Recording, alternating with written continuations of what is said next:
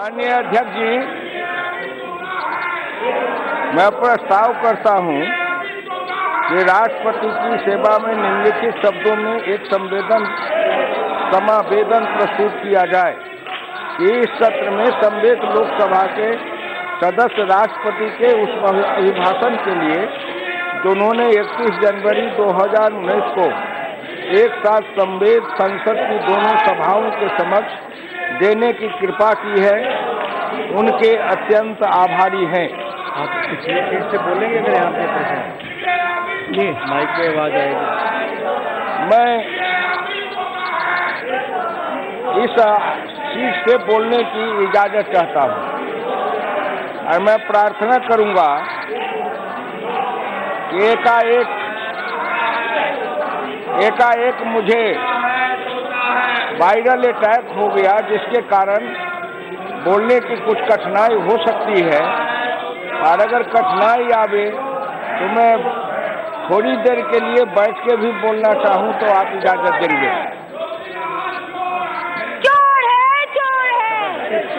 इतने senior member हैं। This is not proper. Please ask her to go. What is this?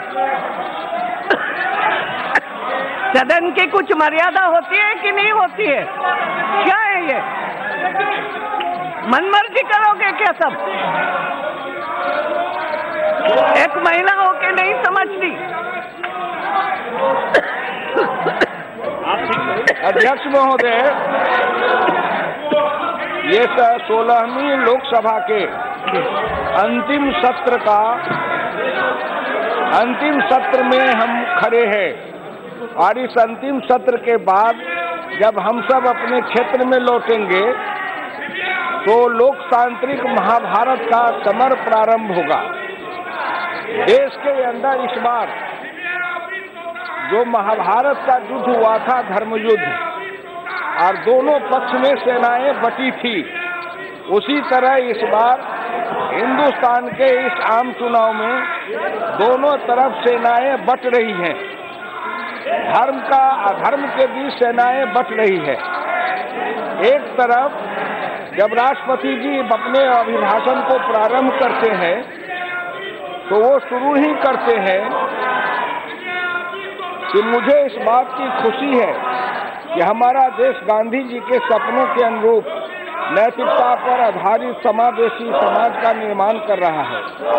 हमारा देश बाबा साहब डॉक्टर भीमराव अम्बेडकर द्वारा संविधान में दिए गए सामाजिक और आर्थिक न्याय के आदर्शों के साथ आगे बढ़ रहा है। मेरी सरकार के प्रयासों में शोषण की राजनीति के विरुद्ध जन चेतना की मशाल जलाने वाले डॉक्टर राम मनोहर लोहिया के समानता पर आधारित समाज के प्रति आस्था स्पष्ट दिखाई देती है। प्रारंभ में ही ऐसा कहा गया कि गांधी, अंबेडकर और लोहिया के सपनों को साकार करने का लक्ष्य इस सरकार का है। गांधी भी उनकी दृष्टि थी कि समाज के सबसे जो कमजोर है उसको बजट का अधिक से अधिक हिस्सा जाए। पंडित जवाहरलाल नेहरू से महात्मा गांधी ने कहा था कि तुम्हारे बजट की सफलता को मैं इस दृष्टि से देखूंगा कि तुम्हारे बजट की राशि सबसे निर्धन निर्बल जो है उसके पास में कितना जा रहा है। अंबेडकर जी ने यही देखा था कि सामाजिक क्रांति हो और समाज के सबसे निर्धन निर्बल कमजोर वर्ग के हैं उन्हें भी समाज में सम्मान के साथ जीने का अधिकार मिले। डॉक्टर लोहिया ने समानता की बात की थी, समानता की सब में समानता आए, ऊंच नीच का भेद न हो, अमीर गरीब का भेद न हो, और सब बराबर होके समानता हो, और पिछड़े वर्गों के मसीहा के रूप में उन्होंने इस देश में क्रांति की थी। एक तरफ हम राष्ट्रपिता महात्मा गांधी, दूसरे तरफ दलितों के उद्धारक अम्बेडकर, तीसरे तरफ पिछड़े वर्गों के मसीहा डॉक्टर राम मनोहर लोहिया को याद करते हुए इस बजट को प्रारंभ किया गया है। इसलिए मैं महामहिम राष्ट्रपति जी को धन्यवाद देता हूं कि उन्होंने इन तीन महात्माओं को याद किया है। लोहिया जी की बात को इन्होंने कहा है तो मैं लोहिया जी के समानता की बात मैं कुछ आपको उद्धृत करना चाहता हूं। लोक लोकसभा में 16 मार्च 1965 को बहस करते हुए डॉक्टर लोहिया ने कहा था, समाजवाद हर किसी अन्य सिद्धांत की तरह एक होता है थोक, एक होता है तुक्का, एक होता है सगुण, एक होता है निर्गुण, एक होता है सिद्धांत, एक होता है कार्यक्रम। समाजवाद से एक सीढ़ी नीचे उतरो, उस सीढ़ी का नाम है बराबरी। उस बराबरी से एक सीढ़ी नीचे उतरो, ये है महत्वपूर्ण जो हिंदुस्तान के सभी गांव गरीब किसान मजदूरों को समझना चाहिए। उन्होंने कहा, आर्थिक बराबरी, सामाजिक बराबरी, राजकीय बराबरी, धार्मिक बराबरी और एक सीढ़ी और नीचे उतरो, तब उसके बाद आएगी समता, संपूर्ण समता, संभव समता। डॉक्टर लोहिया ने आर्थिक बराबरी, सामाजिक बराबरी, राजकीय बराबरी, धार्मिक बराबरी इन शब्दों का इस्तेमाल किया था। डॉक्टर लोहिया तो समाजवादी थे, लेकिन समाजवादी होने के नाते फिर किस धार्मिक बराबरी की बात उन्होंने की थी? देश के अंदर अगर आर्थिक बराबरी को गैर बराबरी है, उसमें बराबरी लाने के लिए जो कार्यक्रम चलाए जा रहे हैं वो आर्थिक बराबरी के लिए है। आज आर्थिक दृष्टिकोण से जो गरीब निर्धन निर्बल नीचे है, उसको ऊपर उठाने के लिए सरकार की योजनाएं चलती है। क्या ये जनधन योजना निर्धन निर्बल गरीबों को ऊपर उठाने के लिए नहीं है? आज हिंदुस्तान के अंदर 34 करोड़ जनधन खाता खुले हैं और उसमें लगभग 84-85 हजार करोड़ रुपया गांव के गरीब मजदूर किसानों ने जमा किया है। आज गांव की एक गरीबनी माता है जिनके पास में 10-5 रुपए नहीं थे, उन्होंने भी 0 बैलेंस पर अपने खाता को बैंक में खोला है। और दुनिया के अंदर जितने खाता खुले हैं बैंक में, उसमें से लगभग 55% खाता केवल हिंदुस्तान के लोगों ने खोला है। आज भारत की ओर बढ़ रहा है कि ज्यादा से ज्यादा लोग बचत करें, उस बचत से हिंदुस्तान का कल्याण हो, हिंदुस्तान के कोष में पैसा जाए, जिससे गांव गरीब किसानों के लिए काम किया जाए। इसी के आर्थिक बराबरी को कम करने के लिए ही, मिटाने के लिए ही ये सुलभ शौचालय जो बन रहे हैं, घर घर में जो शौचालय बनाए जा रहे हैं, किस लिए बनाए जा रहे हैं? जमीनों के घर में, एक घर में 5-5, 7-7 शौचालय होते हैं और जितना बड़ा उनका बाथरूम होता है अध्यक्ष महोदय, उतना बड़ा उन गरीबों का घर भी नहीं होता है। इसलिए मैं प्रधानमंत्री जी को धन्यवाद देना चाहता हूँ कि निर्धन निर्बल गरीब, जहाँ की गरीबनी माताएं शौच के लिए कष्ट उठाती रहती थी, उनके लिए शौच बनाया है। और आज हिंदुस्तान के अंदर 98% घरों में जो शौच बना है, इससे किसका लाभ है? एक तरफ आर्थिक गैर बराबरी को मिटाने का काम है, तो दूसरे तरफ सामाजिक गैर बराबरी को भी मिटाने का काम है। इन योजनाओं के कारण हिंदुस्तान के जो बड़े लोग हैं, संपन्न हैं, समृद्ध हैं, सामंत हैं, उनके कलेजे में आग लगती है कि गांव की इन गरीब, दलित, पिछड़े गरीबों की महिलाएं शौच के लिए बाहर जाती थी, उसी समय उनके साथ ज्यादा छेड़खानी होती थी। उन बड़े लोगों के मन में इस बात का आग लगी है कि नरेंद्र मोदी आज हिंदुस्तान में उन गरीबों के घर में शौचालय बना के ये समृद्ध और सामंत लोगों के बराबरी में उनको खड़ा करना चाह रहे हैं, इससे उनके कलेजे में आग लग रही है। आज हिंदुस्तान के अंदर जो गांव में हमारे गरीब भाई हैं, उनको प्रधानमंत्री आवास योजना से जो घर बनाए जा रहे हैं, वो किस लिए बनाए जा रहे हैं? हम लोग जिस समय समाजवादी थे, डॉक्टर लोहिया के आंदोलन में नारा लगाते थे, मांग रहा है हिंदुस्तान रोटी, कपड़ा और मकान। आज नरेंद्र मोदी हर हिंदुस्तान को रोटी, कपड़ा और मकान देने के लिए प्रतिबद्ध हैं और उस ओर एक कदम को उठा रहे हैं। रोटी भी दे रहे हैं। हिंदुस्तान के अंदर रोटी मिलेगी तब जब कृषि की उन्नति होगी, तब कृषि की उन्नति होगी तब जब खेत में पानी जाएगा तब। दीनदयाल उपाध्याय और लोहिया कहते थे, हर खेत में पानी हो, हर खेत हाथ को काम हो। जब खेत में पानी जाएगा तो खेतों में हरियाली आएगी, तब उनके चेहरे पर लाली आएगी, उनके घर में खुशहाली आएगी। और ये प्रधानमंत्री सिंचाई योजना के तहत जो हर खेत में पानी पहुंचाने का काम शुरू हुआ है, जिससे गांव के निर्धन गरीब उनमें उन्नति होगी, उनमें खुशहाली आएगी। ये बड़े लोगों को अच्छा नहीं लग रहा है अध्यक्ष महोदय। आज हिंदुस्तान में गांव के अंदर जो किसान है, प्रधानमंत्री जी ने अभी सरकार ने घोषणा की है बजट में, किसानों को, हर किसानों को जो लघु सीमांत किसान हैं, 5 एकड़ तक जमीन वाले किसान हैं, सबको 6,000 रुपया साल में दिया जाएगा। अध्यक्ष महोदय, बहुत लोग ऐसे हैं, बड़े लोग जो उपहास करते हैं, कोई कहते हैं 17 रुपया रोज मिलेगा। दिल्ली के NCR में बसने वाले किसान जिनके लिए 6,000 रुपया कोई कीमत नहीं है, ये टीवी वाले ऐसे किसानों के मुंह में वो भोंपा लगा के और उनसे पूछते हैं कि 6,000 रुपया से क्या होगा। अध्यक्ष महोदय, जो दिल्ली के NCR में हैं, उनकी सारी जमीन चली गई है, कारखाने बन गए। मानेसर के किसान से पूछा गया, मानेसर गांव में मेरी रिश्तेदारी है, वहां किसी के पास में खेती की जमीन नहीं, सभी कारखाने में चले गए, थोड़ी बहुत जमीन है, उनके लिए 6,000 रुपया कोई कीमत है क्या? वो 10,000 20,000 रुपया रोज खर्च करते हैं। लेकिन एक तरफ मैं जिस बिहार से आता हूँ, पूर्वी उत्तर प्रदेश के लोग हैं, या कहीं भी हिंदुस्तान के आसाम में और बंगाल में लोग हैं, या उड़ीसा में लोग हैं, ऐसे गरीब लोग हैं, उन गरीब लोगों के लिए 6,000 कीमत रखता है। उनके घर में खुशहाली आ रही है।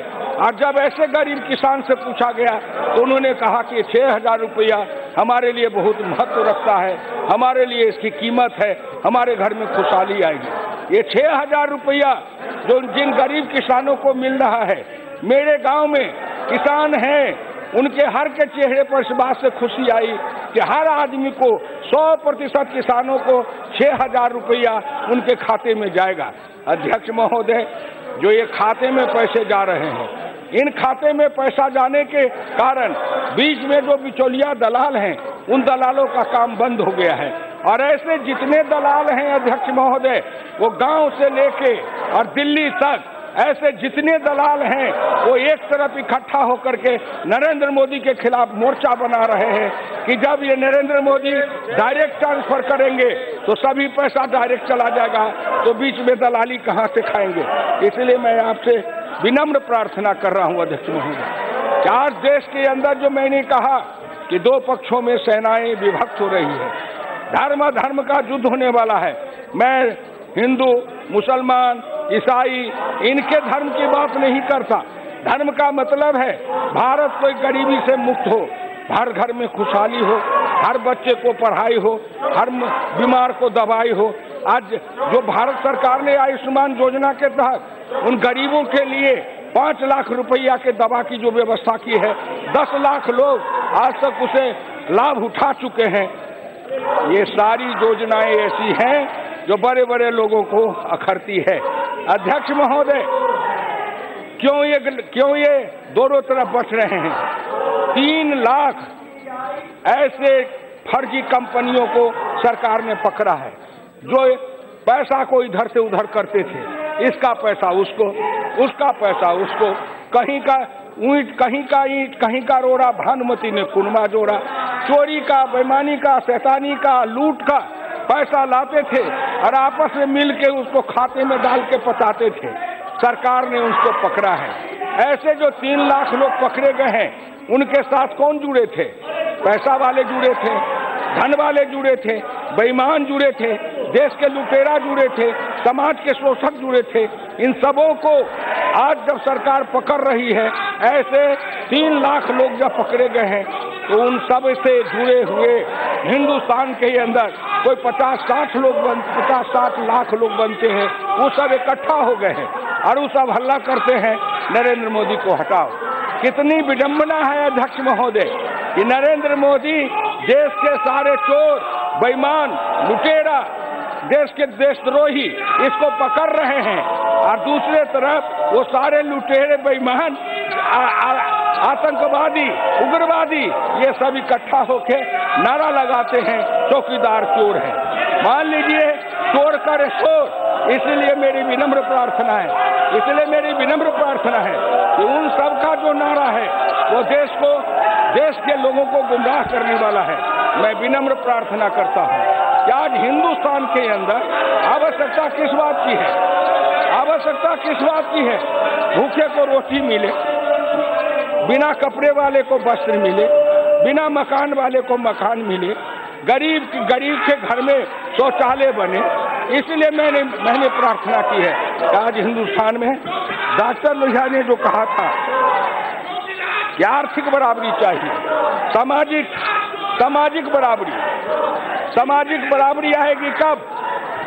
जब समाज में ऊंच नीच का भेद मिटेगा तब। ऊंच नीच का भेद मिटेगा कब? जब नीचे वाले को ऊपर उठाया जाएगा तब। नीचे वाले ऊपर उठेंगे, ऊपर वाले थोड़ा नीचे आएंगे तो बीच में संतुलन कायम कर बराबर किया जाएगा। नीचे वाले को ऊपर उठाने के लिए ये योजनाएं चल रही हैं, इसलिए आपसे मेरी विनम्र प्रार्थना है कि ये जो योजनाएं चल रही हैं जिससे गरीबों के चेहरे पर खुशहाली आ रही है, उनके घर में खुशहाली आ रही है, उनको क्या पता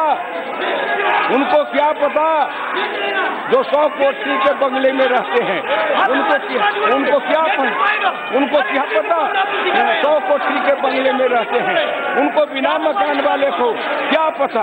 प्रधानमंत्री आवास योजना से उनको जो मकान मिल रहा है, उनके समझ लीजिए। मैं विनम्र प्रार्थना करूंगा कि मैं 1977 से संसद का सदस्य रहा। आज तक मैंने न कभी असंसदीय शब्द का उपयोग किया। आज भी मैं ये कह रहा था कि हिंदुस्तान के अंदर दो पक्षी सेनाएं आज चुनाव के मैदान में खड़ी है। जैसे कुरुक्षेत्र के मैदान में धर्म और अधर्म के बीच की सेनाएं खड़ी हुई थी, उस क्रम में मैंने कहा एक तरफ हिंदुस्तान में जो ये 3 लाख फर्जी कंपनी वाले पकड़े गए, ये जो 22,000 सीए इधर से उधर पैसा करते थे, ये जो नोटबंदी के समय नोट की चोरी करने वाले पकड़े गए, ऐसे जो लोग पकड़े गए वो सब आज इकट्ठा होकर के एक जमात बना रहे हैं। आतंकवादी उग्रवादी सब जमात बना रहे हैं और प्रधानमंत्री के खिलाफ नारा लगा रहे हैं। जिन्होंने देश को लूटा, जिन्होंने देश को बर्बाद किया, आज वो प्रधानमंत्री पर आरोप लगाते हैं कि प्रधानमंत्री चोर है। मैं इस सदन के नारा को थोड़े किसी को कहा, माननीय सदस्य हैं, उनकी अपनी मर्यादा है, उनके अपने शिष्टाचार हैं और उनके मर्यादा और शिष्टाचार यही कहता है, तो मैं उसमें कौन हूँ जो इनको रोकने वाला? रोकने के लिए आप रोकने के लिए आप स्वयं काफी हैं। अध्यक्ष महोदय, मैं सामाजिक बराबरी की बात कर रहा था। सामाजिक बराबरी का मतलब क्या होता है? जो नीचे निर्धन है, सामाजिक बराबरी की बात श्री कृष्ण ने किया था। उन्होंने एक मालिन जो कुबड़ी थी, कुब्जा, उसको उन्होंने उठा के सुंदर बनाया। उन्होंने सामाजिक बराबरी की बात की थी।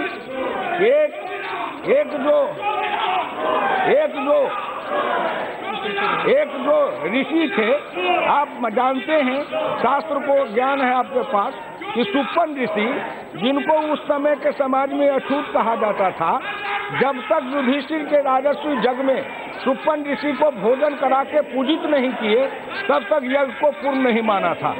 आज नरेंद्र मोदी जब सामाजिक सम्मान इसी को कहते हैं ना, आज जो उन्होंने कहा है कि राष्ट्रीय सम्मान लोगों को दिया गया, राष्ट्रीय सम्मान दिया गया, तो अगर भारत रत्न नानाजी देशमुख को, हजारिका को और प्रणब मुखर्जी, आदरणीय प्रणब मुखर्जी को दिया गया, अध्यक्ष महोदय मैं विनम्र करता हूँ, भारत रत्न होकर प्रणब मुखर्जी किसी टीवी पर किसी कंपनी का माल बेचने नहीं जाएंगे।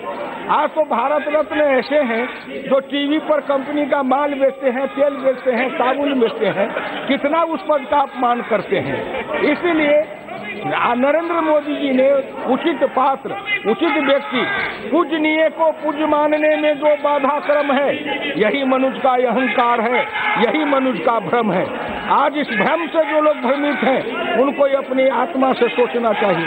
कहाँ वो देते हैं पद्मश्री और पद्मश्री और पद्मभूषण का सम्मान देते हैं। अध्यक्ष महोदय, एक तरफ गांव में रहने वाला किसान का बेटा, हल चलाने वाला, भैंस चराने वाला का बेटा हुकुम देव नारायण यादव को अगर पद्म भूषण देते हैं, तो दूसरे तरफ बिहार के नरकटियागंज में रामनगर से झाड़ू लगाने वाली, जमीन पर सोने वाली, सूखी रोटी खाने वाली, अपने बच्चे को गोद में लेके सोती, उनको भरतन कपड़ा नहीं दे पाती, ऐसे भागीरथी देवी को जो पद्मश्री का सम्मान मिला है, ये क्या बताता है कि नरेंद्र मोदी की दृष्टि है कि प्रतिभा, योग्यता, क्षमता जिनके पास में हो, अगर वो झोपड़ी में प्रतिभा है तो उस प्रतिभा की पूजा करेंगे।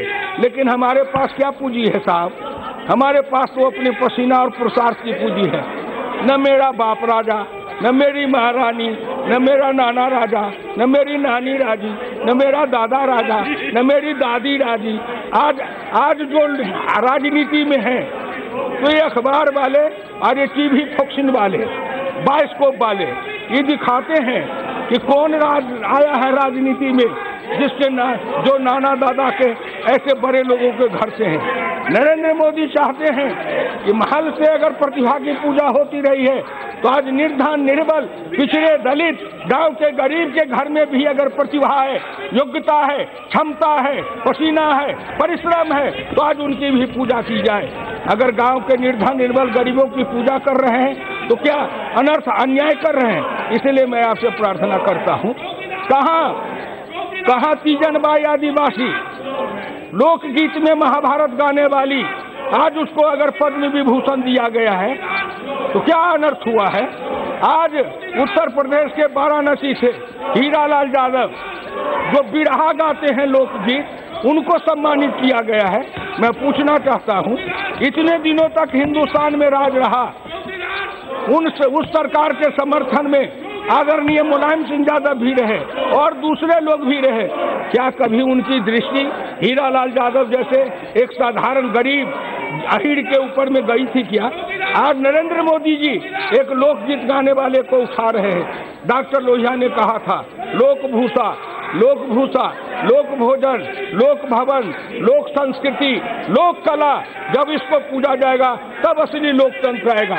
आज नरेंद्र मोदी जी लोक संस्कृति को भी पूज रहे हैं। लोक गायक जो बिरहा गाने वाले हैं हीरालाल यादव, वो जो बिरहा सुने होंगे पूर्वी उत्तर प्रदेश में, उनको कितना आनंद आता है वही जानेंगे।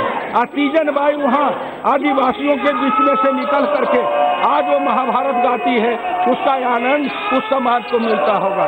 का दुख जाने दुखिया, का दुख जाने दुखिया माए, जाके पैर न फटे बेमाई, सो का जाने पीर पराई। ये महल में रहने वाले लोग हमारी पीड़ा को क्या जानेंगे, हमारे दुख को क्या जानेंगे, मेरी माँ को क्या कष्ट होगा उसको क्या जानेंगे।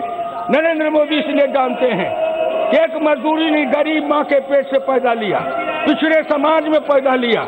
मैं भारतीय जनता पार्टी के सभी लोगों को कोट कोट अभिनंदन करके धन्यवाद देता हूँ, जिन्होंने नरेंद्र मोदी जैसे पिछड़े में जन्म लेने वाले गरीबनी माँ के बेटा को नेता बना के 1 नंबर कुर्सी पर सम्मानित किया है। पहले क्यों नहीं हुआ? पहले क्यों नहीं हुआ? हमको बुलाओ, हमको नाना प्रकार का लोभ दिखाओ, हम फूल लेके आएंगे, तेरे गले में पहनाएंगे, हम पीछे पीछे रह जाएंगे, तेरे जूता चप्पल साफ करते रहेंगे, तू कुर्सी पर बैठ और सिंहासन पर मुकुट पहन के राज चला। अब नरेंद्र मोदी के राज में जमाना बदला है। इसलिए मैं इस सदन से खड़ा होके हिंदुस्तान के करोड़ों गरीबों, निर्धन, निर्बल, पिछड़े दलितों, उनसे प्रार्थना करना चाहता हूं। आज लोकसभा टीवी पर मेरी बात सुन रहे होंगे, सुनो, ये जंग है, ये जंग है, ये झगड़ा महाभारत का है। एक तरफ झोपड़ी और एक तरफ महल है। ये झोपड़ी और महल का टक्कर है, एक तरफ लुटेरा है और एक तरफ नरेंद्र मोदी फक्कर है। इसलिए दो पंक्ति में बच जाओ, सीधी लड़ाई होने दो। और मैं बड़े लोगों को सावधान करना चाहता हूँ। जिस तरह महाभारत में श्री कृष्ण ने कुरुसभा में जाके सबको सावधान किया था, महाभारत में गीता का संदेश सुनाया था। अध्यक्ष महोदय, आज तो राजनीति में ऐसे नेता हैं जिन्होंने गीता का ये श्लोक पढ़ा, न गीता का ज्ञान देखा, न गीता के मर्म को समझा, लेकिन वो अपने अखबार और टीवी के मार्फत से श्री नरेंद्र मोदी को गीता पढ़ने का उपदेश देते हैं।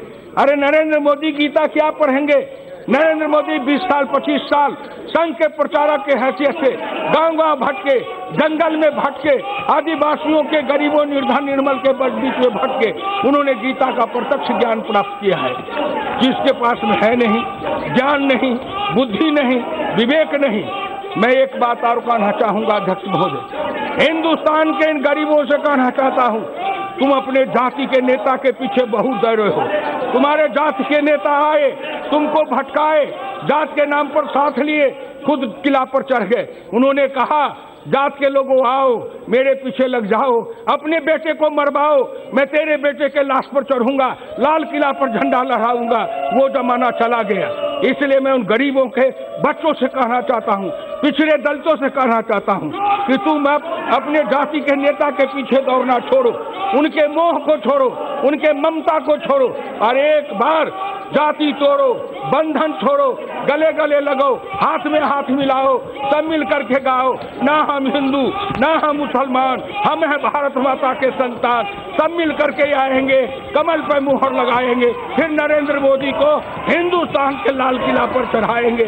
जिस दिन यह सपना पूरा होगा, हिंदुस्तान का कायाकल्प होगा। इसलिए मैं अंत में मैं हिंदुस्तान के किसान, पिछड़े दलितों से प्रार्थना करना चाहता हूँ, मेरी बात को समझो। मैं जीवन के 58 राजनीति के 58 वर्ष तक केवल इन गरीबों के लिए लड़ा, पिछड़ों के लिए लड़ा, दलितों के लिए लड़ा। और अध्यक्ष महोदय, मैं पीड़ित हूँ। मैं ऊंची जातियों के अनादर से, अपमान से कभी पीड़ित नहीं हुआ। मुझे अगर कभी पीड़ित होना पड़ा तो अपने जाति के लोगों से होना पड़ा। 1991 में मैं चंद्रशेखर जी के नेतृत्व में दरभंगा से लोकसभा का चुनाव लड़ रहा था। मैं उस समय भारत सरकार का मंत्री था। उस समय उग्रवादी, आतंकवादी, जातवादी, उदंडवादी, ये जितने मेरे जाति के ही लोग थे, एक नेता के पीछे पागल थे। उन्होंने मुझ पर अध्यक्ष जी जला हुआ मोबिल का एक बाल्टी पंपिंग सेट में से डाल दिया, मिट्टी तेल डाल दिया, मेरे देह में आग लगाने लगे। वहां के लोगों ने आके मुझे बचाया। इसलिए मैं कहना चाहता हूं, आओ गरीबों, जात से नाता छोड़ो, मोह को छोड़ो, तुम एक साथ इकट्ठे हो जाओ। ये लड़ाई है, ये महाभारत का युद्ध है। एक तरफ गरीब, एक तरफ अमीर, एक तरफ कमेड़ा, एक तरफ लुटेरा, एक तरफ महल, एक तरफ झोंकड़ी। अध्यक्ष महोदय, निर्बल से लड़ाई बलवान की ये कहानी है दिए और तूफान की। एक तरफ निर्बल निर्धन लोग खड़े हैं, आ जाओ। अंत में प्रार्थना करूंगा, समाज को समरस करने के लिए ऊंची जाति के लोगों को 10% आरक्षण दिया गया। डॉक्टर लोहिया कहते थे कि जिस दिन ऊंची जाति के गरीब अपने जाति के ऊंचे धनवान और अमीर से नाता तोड़ के और पिछड़े दलित के गरीबों से अपना नाता जोड़ लेंगे, उस दिन असली हिंदुस्तान का निर्माण होगा। मुझे खुशी है कि उस ओर कदम बढ़ा रहे हैं। ये ऊंची जाति के गरीब का भी अपने जात के संबंधवादी, अपने जात के बड़े लोगों से, भ्रष्टाचारियों से नाता टूटेगा और फिर वो आगे आके इन गरीबों, दलितों, पिछड़े लोग हैं, इनके गरीबों का नेतृत्व करेगा। वाणी को विराम देते हुए डॉक्टर लोहिया के उस वाणी से आह्वान करता हूँ। वो हमेशा कहते थे, ऊंची जाति के नौजवानों में नेतृत्व देने की क्षमता है, उसमें आगे बढ़ने की क्षमता है। तुम नाता तोड़ो अपने अमीरों से, आगे आओ और समाज के इन पिछड़े दलितों का नेतृत्व करो, नए भारत का निर्माण करो। तुम खाद बन जाओ, लेकिन इनको गुलाब के खिल के जैसे फूलने दो, खिलने दो। नरेंद्र मोदी उस ओर जा रहे हैं। आखिरी में कहूंगा, ये बेईमान शैतान का ये संपत्ति जब्त हो रही है, बेनामी संपत्ति। मैं एक शब्द सुना देता हूँ। 1960 में कांचन मुक्ति पर प्रवचन देते हुए साथियों के बीच लोहिया ने कहा था, गौर से सुनिएगा सब, दुनिया के नौजवानों सुनो, गरीबों सुनो, अपराधियों के लिए उचित दंड की व्यवस्था रहनी चाहिए और विशेष रूप से अवैधानिक संपत्तियों को छीन लेने की। किंतु ऐसे कानून बनाने से पहले यह आवश्यक है कि उसके समर्थन में शक्तिशाली जनमत तैयार हो। डॉक्टर लोहिया ने 60 में जिसको कहा था, आज नरेंद्र मोदी बेनामी संपत्ति जब्त कर रहे हैं, इसलिए कर रहे हैं कि विशाल जनमत उसके साथ है। मैं उन गरीबों को, उन मजदूरों को, किसानों को, पिछड़ों को, दलितों को, गरीबनी माताओं को कहता हूँ, मेरी बात सुनो। एक गरीबनी माँ जो तुम्हारे कोख की लाज किया है, तुम्हारे दूध की पूजा किया है, आज आवश्यकता है कि तेरे कोख से जितने संतान हैं उन सबों को कहो, उठो, जागो, इस युद्ध में गरीब एक तरफ होके नरेंद्र मोदी के साथ खड़े हो जाओ और एक बार हिंदुस्तान में आर पार की लड़ाई होने दो, फिर देखेंगे किसके सीने में कितनी ताकत है। ये 2019 के चुनाव में हर मतदान केंद्र पर हम लड़ लेंगे और फिर अपना विजय पताका फहरावेंगे। बहुत बहुत धन्यवाद।